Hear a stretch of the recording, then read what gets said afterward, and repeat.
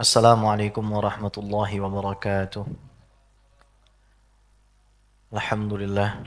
Wassalatu wassalamu ala sayyidina Rasulillah. Sayyidina wa maulana Muhammad ibn Abdullah. Wa ala alihi wa sahbihi wa mawalah wa la hawla wa la quwwata illa billah. Ashhadu an la ilaha illallah wahdahu la syarika lah. Wa ashhadu anna sayyidana wa nabiyyana wa maulana Muhammadan abduhu wa rasuluhu. Alladhi la nabiyya wa la rasula ba'dah ma ba'd. فنوينا التعلم والتعليم والتذكر والتذكير والنفع والانتفاع والإفادة والاستفادة والحث على التمسك بكتاب الله وسنة رسول الله ابتغاء لمرضات الله ووجه الكريم. اللهم صل على سيدنا محمد بعدد من صلى عليه، وصل على سيدنا محمد بعدد من لم يصل عليه، وصل على سيدنا محمد كما أمرت بالصلاة عليه، وصل على سيدنا محمد كما تحب أن تصلي عليه، وصل على سيدنا محمد كما ينبغي الصلاة عليه وعلى آله وصحبه أجمعين وسلم تسليما كثيرا عدد خلقك ورضا نفسك وزنة عرشك ومداد كلماتك كلما ذكرك ذاكرون وغافل عن ذكرك الغافلون ما بعد.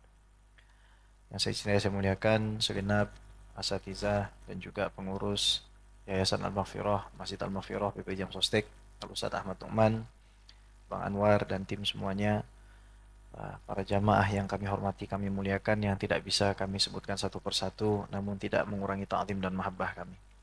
Alhamdulillah, puji syukur hanya bagi Allah Subhanahu wa taala. Kita diizinkan oleh Allah untuk sama-sama hadir di majelis yang mulia ini. Mudah-mudahan Allah Subhanahu wa taala mengampuni semua dosa-dosa kita, memberikan qabul semua hajat-hajat kita dan mewafatkan kita husnul khotimah. Amin Allahumma amin. Salawat beriring salam, marilah kita sanjung sajikan kehadirat junjungan alam baginda Nabi besar Muhammad sallallahu alaihi wasallam beserta seluruh ahlul bait, seluruh sahabatnya, para ulama dan aulianya. Mudah-mudahan kita semua masuk ke dalam golongan orang yang mencintai dan dicintai beliau sehingga kita masuk ke dalam surga bersama beliau sallallahu alaihi wasallam. Amin Allahumma amin. Berkata Al-Imam Ibnu Athaillah As-Sakandari berkaitan dengan adab seorang murid. Murid ini kalau dalam istilah tasawuf beda dengan murid dalam istilah fan ilmu lain. Murid ini artinya orang yang menginginkan. Namun kalau kita berbicara di dalam fan ilmu tasawuf, maka maksudnya orang yang menginginkan Allah. Nah, ada perbedaan besar itu. Murid itu bahasa Arab artinya orang yang mencari, menginginkan. Namun ketika kita bicara dalam ilmu tasawuf, kalau disebut murid, ya orang yang punya sidqut tawajjuh ilallah, memang kejujuran hatinya, kejujuran tindak tanduknya betul-betul berorientasi hanya pada Allah. Wa bihi ilaihi qala i'lam anna al-'ata'a minal khalqi hirman. Ketahuilah olehmu, wahai murid, bahwa pemberian apabila datang dari makhluk Allah, maka hakikatnya adalah halangan atau pengharaman bagimu. Wal man'u minallahi ihsan. Sementara apabila tampak di hadapanmu ada sesuatu yang kamu belum bisa dapatkan dalam bentuk penghalangan dari Allah Subhanahu wa taala, itu adalah ihsan, kebaikan dari Allah. Farubbama a'taka famana'aka. Karena bisa jadi seringkali Allah Subhanahu wa taala menggerakkan makhluknya untuk memberi kepadamu. Namun pada saat yang sama menghijab dirimu dari tajalliyat, dari penampakan Allah Subhanahu wa taala sebagai zat satu-satunya yang memberi. Ini sering terjadi nih. Wa rubbama mana'aka fa'ataka. Bisa jadi kamu dihalangi. Contoh dari kesehatan yang sempurna.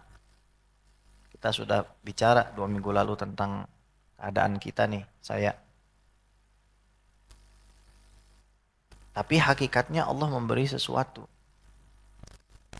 Nabi Ayub alaihissalam mengajarkan kita bahwa ternyata 18 tahun mengalami sakit itu, Nabi Ayub alaihissalam merasakan kenikmatan yang jauh lebih besar ketimbang ketika Nabi Ayub memiliki 26 orang anak, harta yang melimpah, kebun buah, tanaman dan bunga, begitu banyak orang dalam tanda kutip peduli pada beliau. Justru ketika semuanya diambil, anak 26 meninggal semua, hartanya habis semua. Dalam keadaan la yabqa minhu udwun salimun siwa qalbihi wa lisanihi. Dalam keadaan tidak tinggal satupun anggota tubuh yang bisa digerakkan oleh beliau kecuali lisan dan hatinya. Dzakiran syakiran lillahi, yang digunakan untuk mengingat Allah Subhanahu wa taala, yang digunakan untuk mensyukuri nikmat Allah. Di situ juga Allah masih tanamkan satu hikmah di mana cinta istri beliau yang sangat luar biasa, Siti Rahmah binti Efraim, selama 18 tahun mencari uang sebagai pembantu di kampung-kampung untuk menafkahi Nabi Ayub yang tidak bisa ngapa-ngapain. Itu kenikmatan yang sangat luar biasa. Andai kata bahkan bukan karena Siti Rahmah digoda oleh iblis sehingga mengatakan ilamata hadzal bala, sampai kapan kita ini diuji begini, maka mungkin Nabi Ayub tidak akan pernah berdoa Rabbi inni masaniya durru anta arhamur rahimin.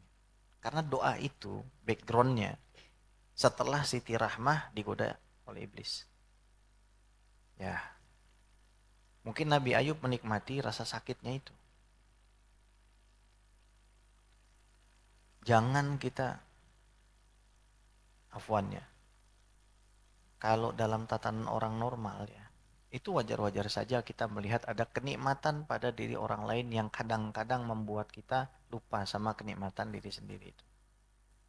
Tapi karena kita berbicara tentang murid, yaitu orang yang mencari Allah, maka ini sudah tidak bisa masuk ke dalam tatanan wajar. Nggak wajar.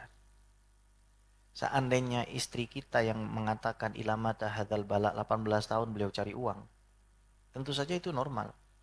Nggak usah dibandingkan dengan mungkin di zaman sekarang, baru 2 jam ada masalah, ilamata hadzal bala. Ini 18 tahun istri nyariin kita duit. Tapi karena kita bicara dalam sisi keilmuan, memang ketika dalam majelis ilmu tasawuf ini ya kita semuanya harus mengaku jadi murid. Pura-pura dulu deh. Nah kadang-kadang Allah memberikan kita penghalangan dari sesuatu yang kita inginkan. Sebenarnya ya Allah itu sedang memberikan sesuatu yang lebih. Mengingatkan kita yang sedang lupa. Bahwa ingat kepadaku itu lebih utama daripada kenikmatan yang kamu rasakan. Atau pemenuhan keinginanmu. Atau kesehatanmu. Makanya kita sudah pernah bahas juga, siapa yang tidak kembali kepada Allah setelah Allah berikan kelembutan dan kenikmatannya, maka akan diseret oleh Allah menggunakan salasilul imtihan atau untayan-untayan rantai yang akan membelenggu dalam bentuk ujian. Sehingga akhirnya mau nggak mau akan dia kembali kepada Allah. Kalau nggak percaya, silahkan cintai istri kita mati-matian dan lupakan Allah. Indikatornya begini. Kita akan disakiti oleh dia. Kalau Allah berihsan dengan kita, kita akan disakiti oleh dia.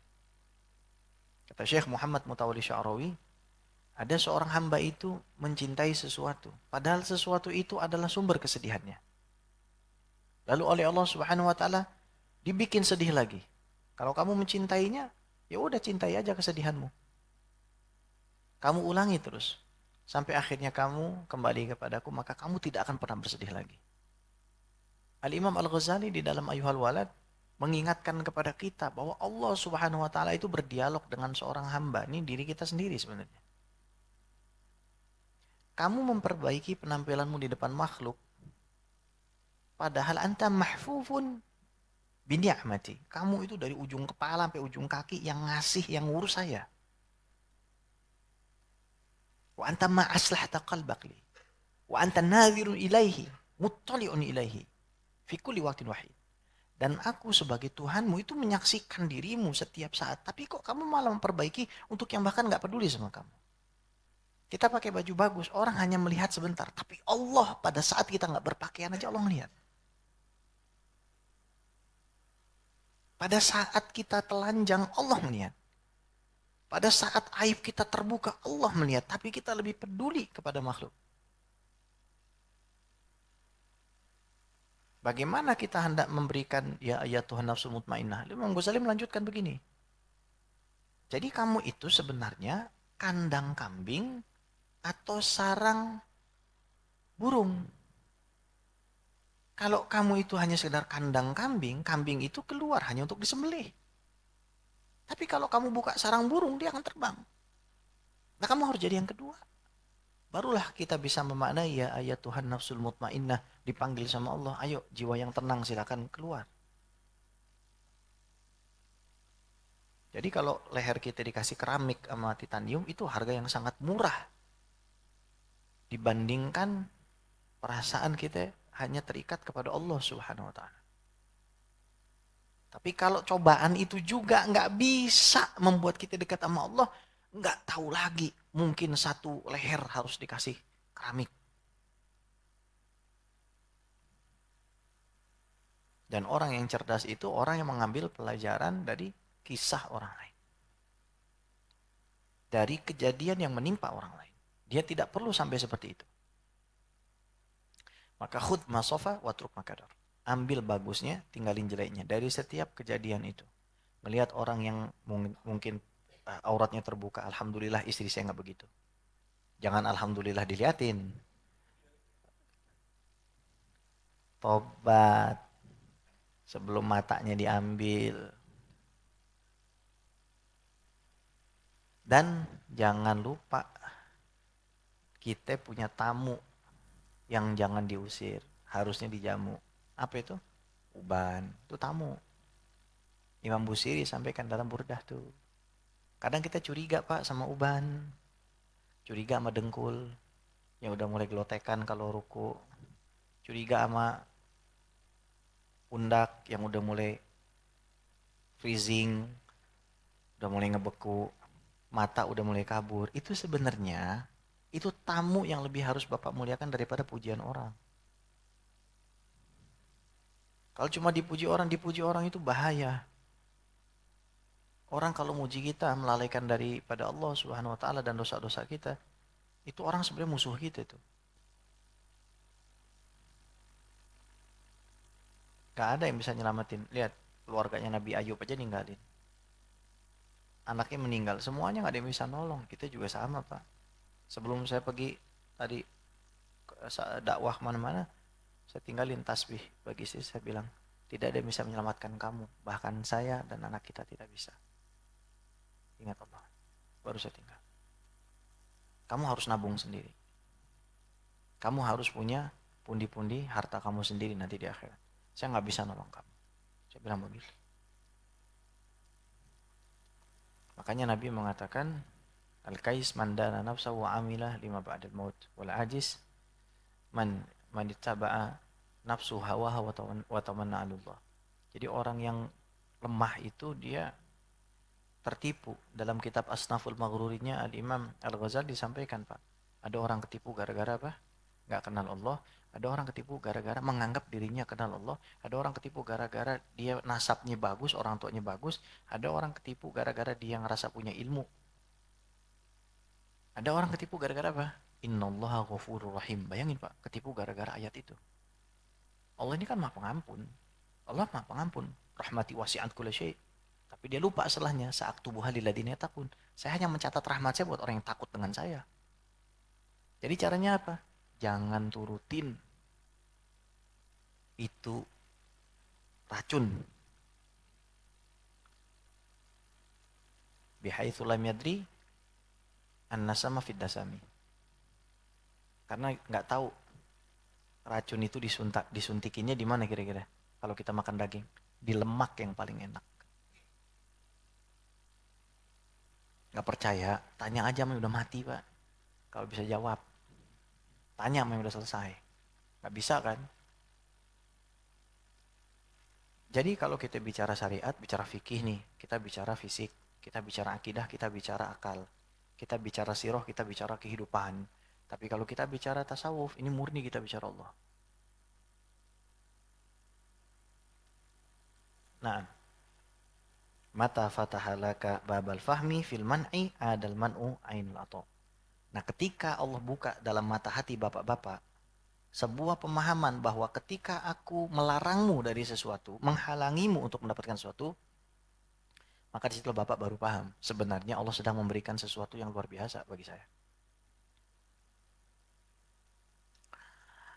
Min ahammi ma yajibu ala salik tashihuhu. Orang-orang seperti saya, seperti kita semua ini, yang harus kita perbaiki ketika hendak menuju Allah Subhanahu wa taala.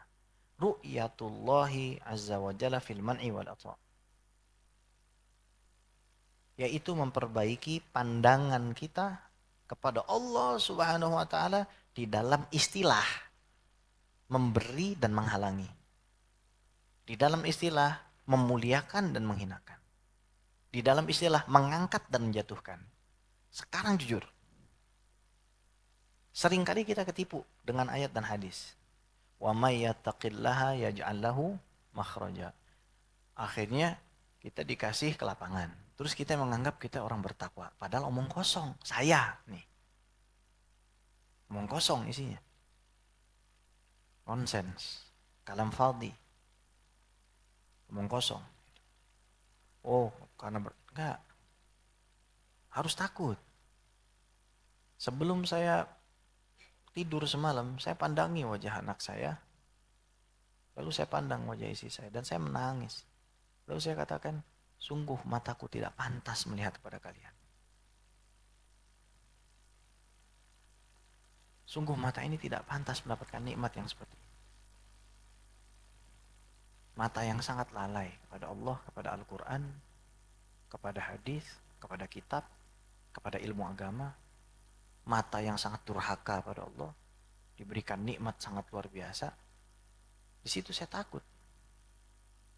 Pada saat yang sama saya bersyukur, pada saat yang sama saya takut karena saya tahu wa makaru wa makarullah wallahu khairul makirin.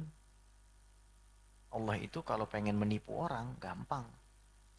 Bikin aja dia ngerasa benar. Qul a'unabbiukum bil akhsarina iya alladzina dhalla sa'yuhum fil hayati dunya wa hum yahsabuna annahum yuhsinuna sun'a. Mau tahu nggak orang paling rugi? Orang yang ngerasa kalau hidupnya benar itu saya. Kalau seandainya nggak ditegur sama Allah, hidup dari rumah pergi ke masjid, masjid ke majelis, majelis ke pesantren, mentok-mentok ke Indomaret beli cabai. Oh paling benar, rupanya kamu nggak benar, makanya kamu dikasih sakit. Jadi betapa bersyukurnya saya itu. Kalau seandainya dengan sakit itu saya nggak minta. Tapi Nabi kan pernah mengatakan yang paling tinggi ujiannya itu para nabi. Nah sekarang begini. Asyadun nasi balaan al-anbiya tsummal amsal fa amsal kan gitu. Yang paling berat ujiannya para nabi. Berarti semakin orang itu dapat ujian, sebenarnya dia itu derajatnya tinggi di sisi Allah. Karena yang paling dicintai Allah itu para nabi, Pak. Kan logikanya begitu. Tapi kan kita kebalik.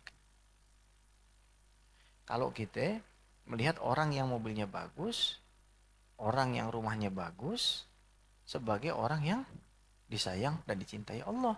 Padahal itu tidak sepenuhnya benar. Sekarang lihat, bedakan antara Nabi Ayub alaihissalam dengan Nabi Sulaiman.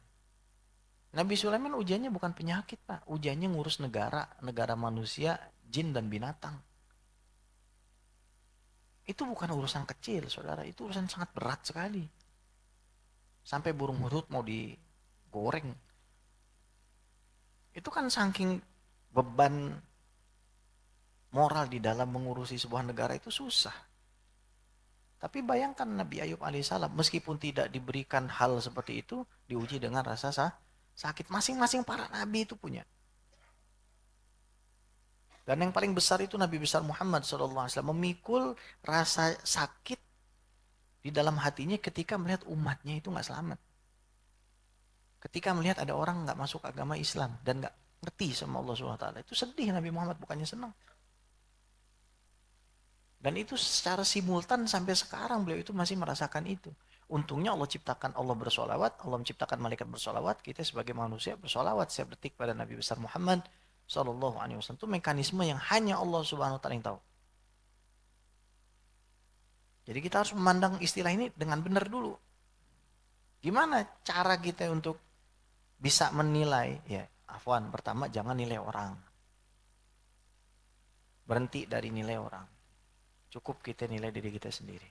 Wa ma 'alaika ilal balagh. Kamu itu cuma nyampaikan saja. Lasta 'alaihim bimusaitir.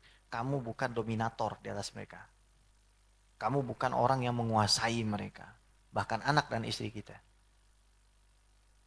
Kenapa kadang-kadang kita punya beban? Karena kita menganggap istri sama anak itu beban kita. Setelah Habib Umar tuh cerita bahwa ada maling kuburan. Maling kuburan ini, ya namanya kuburan kerjanya buka makam. Terus dia mau tobat, datang ke wali min auliyaillah. Terus ditanya, ketika kamu buka kuburan-kuburan yang banyak itu, mereka tuh mayat ngadep kiblat atau ngebelakangin? Banyak ngebelakangin. Kamu tahu nggak kenapa? Nggak tahu. Karena mereka itu banyak yang ragu kepada rizki dari Allah.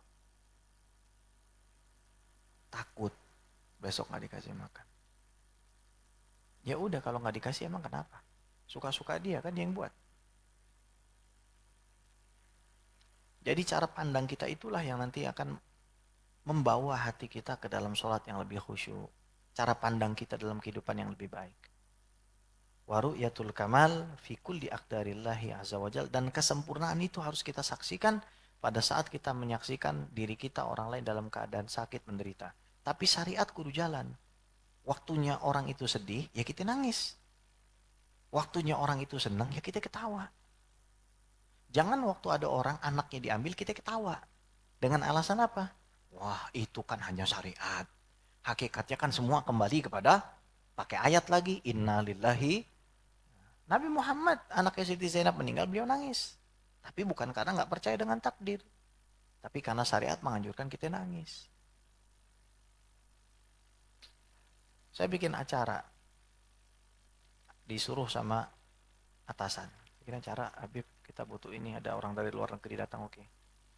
Tapi waktu itu posisi saya lagi masih sakit dan kondisi saya itu lemes. Kalau saya hadir di situ, memberi sambutan dan lain sebagainya, saya bisa merusak momen, menurut saya. Akhirnya setelah acara itu, saya pastikan dulu tuh tamu dari luar negeri harus sampai ke pesantren. Dengan begitu banyak dramanya lah yang saya tidak bisa cerita. Begitu sampai dijemput di bandara, sampai ke pesantren, saya bilang, saya sakit, saya nggak bisa hadir. Yang penting tugas selesai. Yang sambutan biar yang lain aja. Jangan kita membawa kesedihan kita ke ruang di mana orang-orang sedang berbahagia. Begitu juga jangan membawa kebahagiaan kita pada saat orang itu lagi sedih. Tapi orang beriman itu, dia harus menyaksikan kesempurnaan di mana Allah Subhanahu wa taala pasti menempatkannya dan hanya bisa dilihat oleh orang-orang yang memiliki mata batin yang benar. Coba Bapak lihat. Kalau di dalam Al-Qur'an itu kalimat ro'a, melihat, itu menggunakan alif yang berdiri, menunjukkan bahwa objek yang dilihat itu adalah objek fisikal. Seolah-olah ada tembok yang menghalangi, ro'a, ro'a. Nah, tapi kalau ro'a itu pakai alif yang bentuknya seperti ya, itu yang dimaksud bukan ru'yatul basar, tapi ru'yatul basir. Mata hati yang lihat. Ketika ada orang memiliki anak yang buta, itu jangan langsung dianggap tuh anak gak bisa ngapa-ngapain, saudara. Jangan salah Anda. Saya nggak bisa ngitung berapa jumlah profesor di Al-Azhar yang buta. Banyak. Di zaman saya loh ya. Itu bukan banyak, itu bukan 100, bukan. Ada profesor 3 itu sudah banyak. Minimal di zaman saya ada 3 profesor buta itu. Di Universitas Al-Azhar. Jadi profesor. Kita apa Pak? Kita kompresor Pak. Ya, ya, beda gitu. Yang buta mata siapa, yang buta hati siapa. Adabul murid ayyadunna billahi husnal inayati wa kamal ikhtiyari lahu wa adamil makri bihi. Adab kita yang pertama, baik sangka bahwa Allah itu mengayomi. Yang kedua, Allah itu selalu memilihkan yang sempurna buat kita. Pasti yang sempurna, baikin aja sangka. Dan Allah ini tidak akan, mohon maaf bahasanya ya, makar kepada kita. Allah itu tidak akan mencurangi kita. Nah, pandangan orang yang suluh khatimah kebalik. Allah ini nggak peduli dengan saya. Allah ini memilihkan bukan yang terbaik untuk saya. Dan Allah ini pasti sedang mencurangi saya. Ya Allah Pak, tobat Pak. Jangan. Waktu awal-awal sakit Pak, gini aja nih. Ini sekarang saya masih ngerasain sakit. Gitu. Waktu saya di Padang, bukan lebih-lebihkan ya. 400 kali lipat lebih sakitnya. Gini aja sakit. Dan itu konstan. Gini sakit, gini sakit. Gimana Pak? Buang air, mandi pakai tangan satu. Gimana itu? Pak, saya nanya. Ada bisa deskripsiin nggak? Mandi, buang air, sabunan pakai tangan satu. Sikat gigi. Ini sakit, bukan enggak. Ini lumpuh. Ya. Jadi, apa? Kebaik sangka. Kadang-kadang kita diuji. Di Semen Padang, udah kita ngantrinya lama, sakit. Begitu di cuma digini-giniin, ini gejala stroke. Buset. Jagoan MMA begini, ini Islam Makacep nih, Makacep. Ya. Iya, dibilang stroke, muntah langsung anak di sana. Muntah-muntah gitu kan, karena ya Allah, itu proses ya. Kemarin yang tanya, gimana Bib tanggapannya terhadap Gus yang mencium anak kecil? Saya bilang, Allah sayang sama dia. Makanya dia ditegur sama Allah. Kita bukan, emang jelek, ini iya. Iya oke, itu aspek syariat jalannya. Tapi itu buat dia sendiri. Itu Allah sayang sama dia. Bisa jadi semua orang yang ngejek jatuh ke dalam kejelekannya itu, yang dicium bukan anak kecil, nenek-nenek nanti dicium dia. Ya kan? Orang curiga sama orang, Allah tuh baik. Tinggal bagaimana kita melihat bagaimana mekanisme Allah Subhanahu wa taala mengatur semua sisi kehidupan kita. Dari istri yang marah, istri yang selalu menuntut, anak yang gak nurut. Bagaimana kita memandangnya itu, bahwa semua itu adalah titipan dari Allah, kita pasrahkan aja kepada yang punya. Kita nasihatin sebaik mungkin. Kita berusaha menjaga emosi kita, karena Allah tidak memberikan sesuatu yang lebih manis daripada sabar, lebih luas daripada sabar. Dan orang kalau bisa melampiaskan marah, kemudian dia tahan, dipanggil ala ru'usil khalaik, dipanggil di hadapan para makhluk itu sebagai orang mulia, orang besar.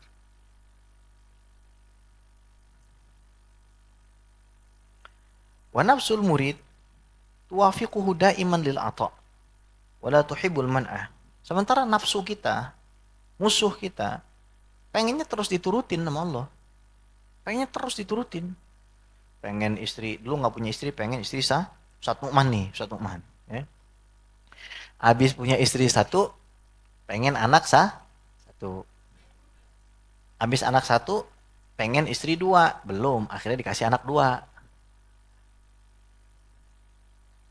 Sama, kita juga sama. Sebenarnya kan, ketika kita nunjuk orang satu jadi kan yang sisanya balik ke kita itu. Sebenarnya itu ke kita sendiri tuh. Iya. Apa tuh maksudnya saudara? Bahwa kita, nafsu ini selalu bikin kita jauh dari Allah. Maka kata Imam Busiri, jangan kamu turutin. Udah Pak, bikin aja lawannya. Misalkan dia bilang, kamu sanggup untuk nikah lagi. Bikin sebaliknya. Enggak, saya enggak sanggup dan saya enggak mau. Hilang dia. Beli mobil, itu untuk kamu. Untuk perjuangan dakwah kamu ini. Enggak. Beli iPhone Pro Max 17. Waduh, itu kan. Pro Max gitu kan. Buat apa? Coba deh Pak. Kalau nggak percaya praktekin. Ini kalau nggak dipraktekin kita nggak bakal ngerasain. Ini tuh harus dipraktekin. Bapak harus lawan. Datengin aja lawan dari apa yang Bapak dibisikin sama dia. Selama itu perkara yang mubah, karena mubah akan narik ke yang makruh, makruh bakal narik ke yang haram. Jadi yang mubah-mubah itu lawan aja.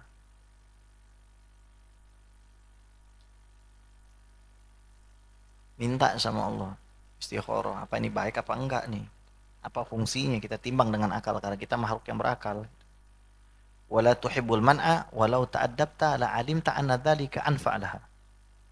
Walau ta'addabat la 'alimat anna dzalika anfa'laha. Kalau seandainya nafsu kita memang sudah terdidik dan untuk beradab kepada Allah, maka kita tahu bahwa yang tidak diberikan dalam tanda kutip dihalangi oleh Allah itu adalah pemberian yang terbaik.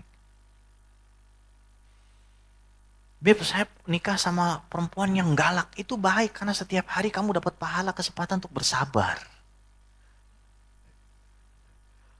Beb, bos saya ini bawelnya luar biasa, itu juga kesempatan kamu untuk bersabar. Emang hidup kamu cuma di sini doang? Hah? Emang kamu pikir saya ini miskin? Terus saya nggak bisa kasih kamu yang kamu itu malah ain roat, mata kamu nggak pernah lihat? Wala udhunun samiat, telinga kamu nggak pernah dengar? Wala khatara ala qalbi bashar, yang kepala kamu tuh nggak pernah membayangkan? Emang kamu pikir saya semiskin itu nggak bisa ngasih kamu?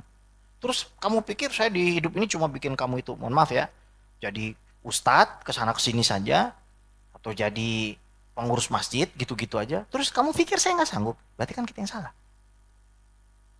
Kita mengkiaskan kebahagiaan diri kita, menyamakan bahwa semua orang harus jadi padi gitu loh. Tapi kan ada padi, ada jagung.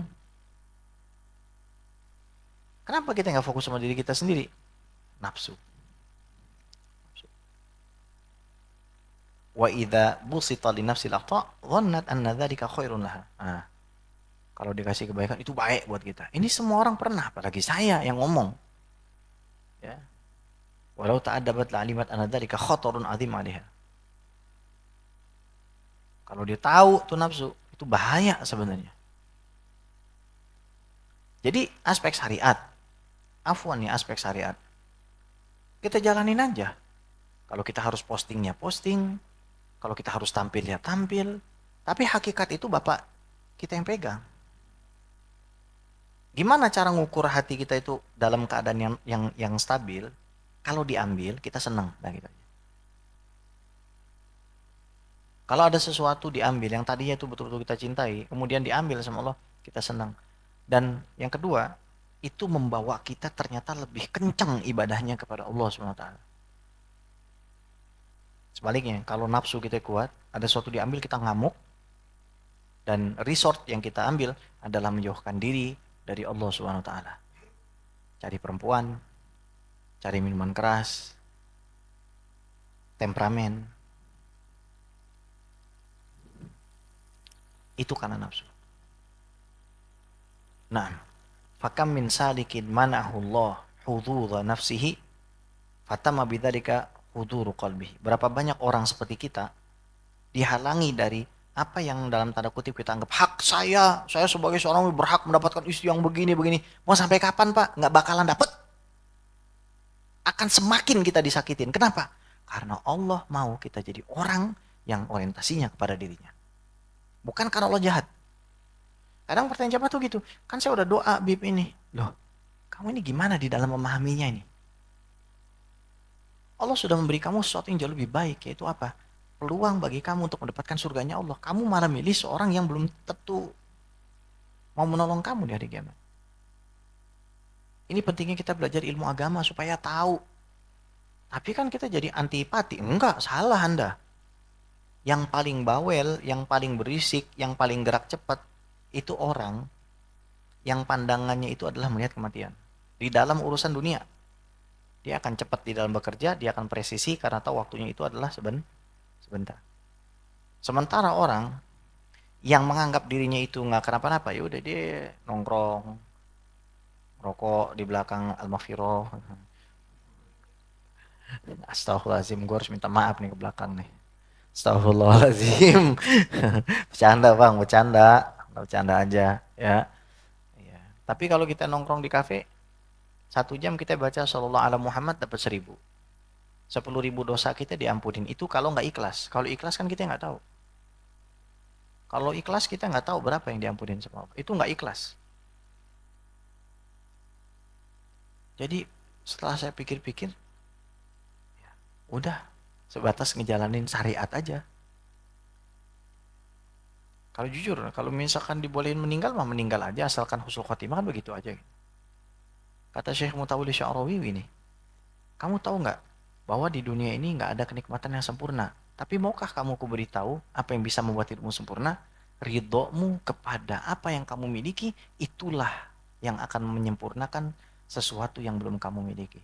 Jadi ketika we have this missing piece in our lives, ada satu puzzle yang belum lengkap, puzzle itu kita nggak usah cari kemana-mana.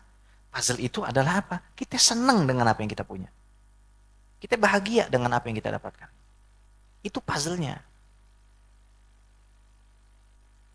Ternyata sekian tahun kita mencari kebahagiaan itu ternyata ada mulqanaah, kita sendiri nggak senang dengan apa yang sudah Allah bagikan dan kita selalu melihat ke atas.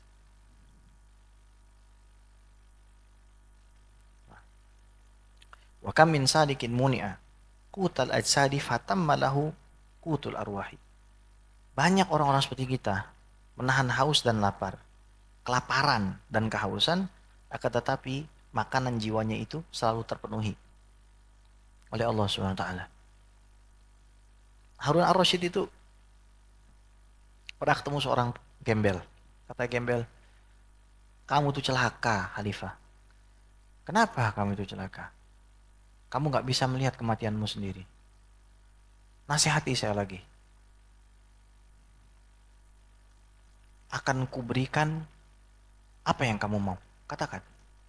Apa kata pengemis itu? Orang Junun itu, Majnun itu. Ya, tolong berikan saya 3 hal. Tolong tambahkan umur saya. Bisa nggak? Nggak bisa. Kedua, tolong tambahkan amal perbuatan saya. Ketiga, tolong masukkan saya ke dalam surga. Nggak bisa sebenarnya. Terus kamu masih ngerasa kamu orang hebat. Silahkan kita bersyariat, Pak. Tapi untuk memberikan yang terbaik dalam kehidupan dunia. Wa ja'alli lisana sidqin fil akhirin. Allah ajarkan dalam Al-Quran doa, jadikanlah aku nanti bahan pembicaraan yang baik sepeninggal diriku. Bahan pembicaraan yang baik sepeninggal diriku. Nah, wa kam min sadiqin atahu Allahu iqbalal khalqi wa harramahu iqbalal haqqi. Banyak orang itu kalau ketemu sama orang dicintai, tapi sama Allah gak digubris.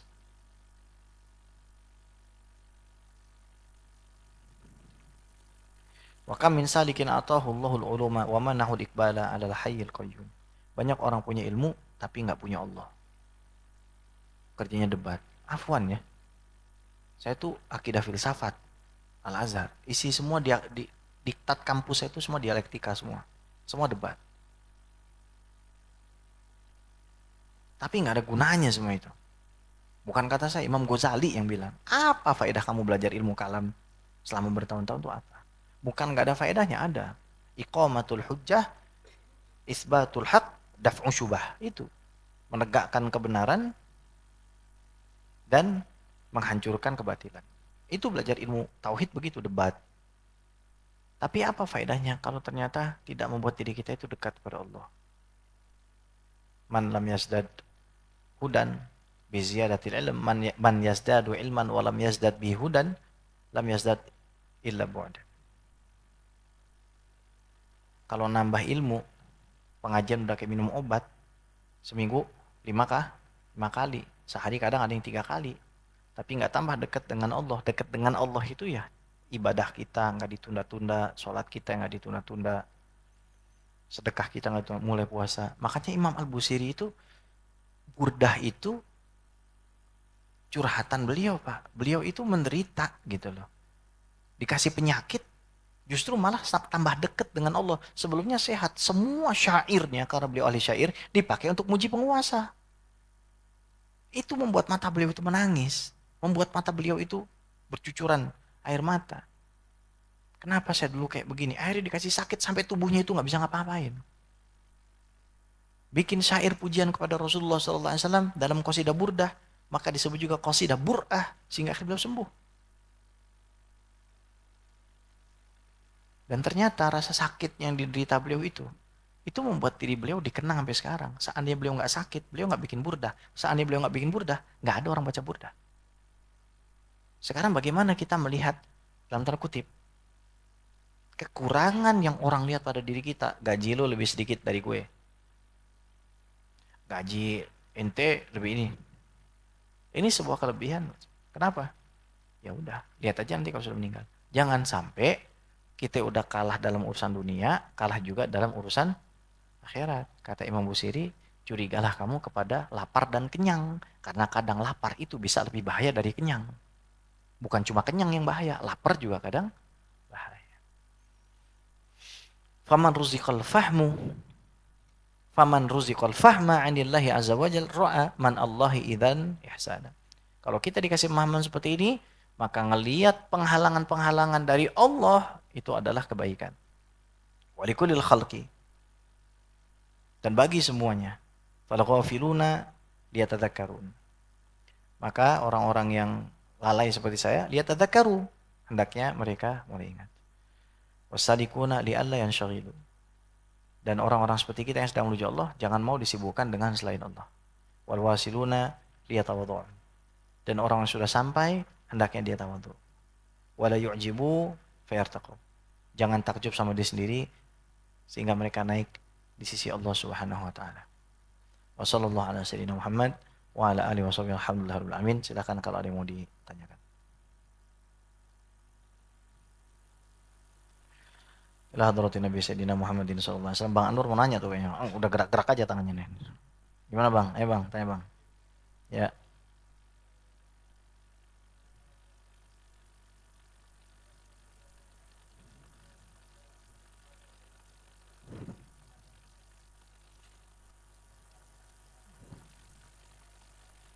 Oh, baik.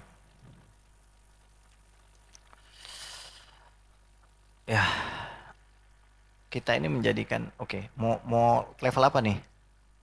Ya, level newbie atau level, kalau level newbie bilang aja sama dia. Mungkin nanti pemberiannya lebih banyak. Terusin aja. Nanti rumahnya tambah gede. Duit abang tambah banyak. Lanjutin aja. Kalau level atas ya, emangnya nggak cukup. Yang Allah kasih ini nggak cukup. Terus dengan kita yang ngomel kayak gitu, terus Allah jadi pengen nambahin gitu. Itu logikanya siapa Bang? Dengan kita yang ngomel, terus kenapa? Terus Allah jadi pengen nambahin gitu loh. Level lebih tinggi lagi, ya senang. Saya berzikir bukan untuk itu. Saya dulu sering ngajarin antum kan, baca sholawat sajaratun nukut itu kan. Sekarang saya takut dan malu kalau saya pengen kayak gitu. Sekarang saya sholawat untuk Rasulullah aja. Saya udah masa bodoh Pak. Masa bodoh ini bukan nggak ngapa-ngapain ya. Saya ini punya majelis pesantren, ngurusin pesantren juga, gede. Kuota santrinya 800, sekarang masih 250. Kita ngebenerin guru bahasa Arab, bahasa Inggrisnya, pengen jadiin Cambridge, IB. Saya harus buka jalur ke Al-Azhar, Australia. Ngeberesin guru-guru yang ngajar di situ tapi nggak paham bahwa itu pesantren bukan sekolah. Karena kita masuk di tengah bukan di awal. Problem besar. Saya ngomong kayak gitu artinya bukan saya itu nggak ada di dunia ini, bukan. Ya itulah cobaannya gitu kan. Setiap hari kita berhadapan dengan urusan dunia gitu. Ya tapi ya udah, masa nggak mau Rasulullah gitu. Tapi lihat istri, jangan ini, kamu ini harusnya lebih tinggi derajatnya, jangan gitu. Itu abang berarti nggak naik tuh, jatuh kita kalau kayak gitu. Kan tadi lihat, orang yang lalai hendaknya dia ingat. Orang yang sedang dalam posisi kayak kita nih, yang lagi bener, ini kan benernya di sini doang, keluar, wallahu alam, balik lagi kita ke level 1 kan. Ya wajar, saya juga gitu, sama kok, sama. Saya bisa ngomong gitu karena itu adalah saya gitu loh, bukan ngomongin antum. Nah orang yang udah sampai, rendah hatilah, supaya mereka nanti naik derajatnya. Jadi hati-hati, itu juga ujian. Abang dikasih ilmu ini, itu sama kayak dikasih harta. Kalau ilmu itu dipakai nyakitin orang, itu apa namanya? Itu al-man'u, penghalangan, bukan pemberian. Tapi kadang kebodohan itu bisa menjadi pemberian. Selama kebodohan itu mengantarkan dia kepada Allah. Ada orang itu gara-gara bodoh sampai kepada Allah, ya ada juga. Kenapa? Karena selalu banyak ditipu suami misalkan. Istri masuk surga kan suami nipu dia mulu. Bilangnya lagi jalan keluar kota padahal ya udah Allah alam bisawab. Ya. Jadi itulah. Baik, ada lagi Pak, silakan sambil kita menikmati kopi ini. Alhamdulillah. Kalau tidak ada, semoga pada sehat semua. Hidup ini perjalanan sementara, akhirat adalah kehidupan yang selama-lamanya. Ya, kita nggak usah takjub, nggak usah khawatir, dan nggak usah kaget kalau salah satu di antara kita nanti meninggal duluan, ya. Entah itu saya, antum, ya kan, entah kita semua, kita yang tidak pernah tahu. Tapi kita harus selalu mendoakan kita punya teman-teman, doakan ketika Allah maghfiril muslimina wal muslimat wal mu'minin itu, bayangin aja teman-teman kita semua, karena doa-doa sahabat itu juga berpengaruh ya nanti di alam kubur ya. Kita sama-sama berdoa mudah-mudahan kita husnul khotimah dan kita berjumpa dengan Rasulullah SAW hingga akhirnya berjumpa dengan Allah SWT.